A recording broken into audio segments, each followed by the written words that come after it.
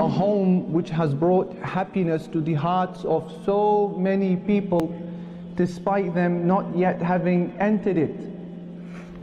A home which cannot be compared to any other home that we know of today.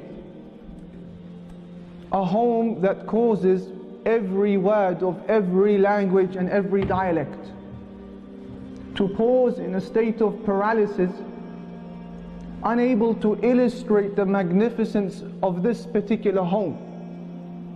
This is a home that has made some people smile in the most grueling and grievous of circumstances.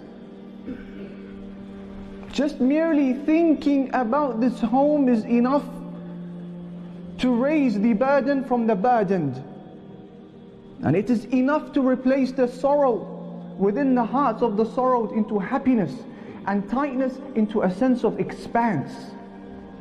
Is enough to free any human being from the shackles of burden and stress and depression and internal poverty. Until they reach the precipice of Jannah. Majestic gates, but the gates are closed. And the Rasul will move forward to ask for the gates to be open. So the Khazan says, who are you? So he says, Muhammad Rasulullah. Ah, what an honor that you're of his nation. The angel says, I was ordered for you that I would not open this gate to any before you. There'll be no sweat, no bad smells. Nobody has to take a bath. Nobody gets older. Nobody gets tired. There's no bad words. Nobody has to work. There's no labor. Nobody has to pay for anything. Paradise means everything in life that you ever imagined, that you ever wanted, you will have it there, but on the highest level. Everybody will live forever, and the words will be peace. And if you my homeboy, and we all in paradise together, I'll come over to your palace, and we party over there.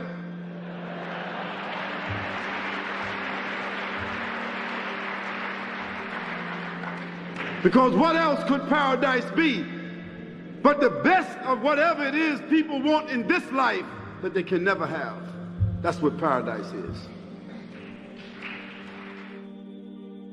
When the day comes and the hisab is finished and the tests and trials and tribulations are done, the righteous will be moved in their hordes towards Jannah, and those who are Allah conscious, those who lived aware of Allah Rabbul Izzah, will be moved in their hordes towards Jannah, in their groups towards Jannah. And when you look at them, you will see on their faces happiness, faces that they are radiant, glowing with happiness, happy of the glad tidings that is to come. Alhamdulillah, I am at the doors of Jannah. In the Sahih it is narrated on the authority of Utbah ibn Ghazwan that he says, I swear by Allah, Wallahi, that the distance between the two gateposts of the gates of Jannah is the distance of 40 years travel. He says, nevertheless, a day will come when those gates will be busy flooding with people. Imagine their faces as they walk towards the prize. He said the first batch of people to enter the gates of paradise, their faces will look like the moon when it is full. Luminosity, light. And he says the next batch of people to enter Jannah, their faces will look like the brightest planet that you can see today in the skies of this dunya. Nadira, luminous, pleased, satisfied. These are their faces. They are now walking towards the gates of Jannah that have just opened up. Who is knocking? He says, I am Muhammad, the son of Abdullah sallallahu alayhi wasallam. The angel then says, I have been commanded by Allah to not open the gates of paradise for anybody before you. And the gates, they begin to open. The people of paradise will be driven towards Jannah in flocks, in groups, in multitudes, towards the gates of Jannah. Then the gates of Jannah will open, and the gatekeepers of paradise will say to those going through, peace be upon you, congratulations, you have done well, so enter, come inside, come inside. And you will see inside it what no eye has ever seen, what no ear has ever heard, nor has it ever occurred on the imagination of man.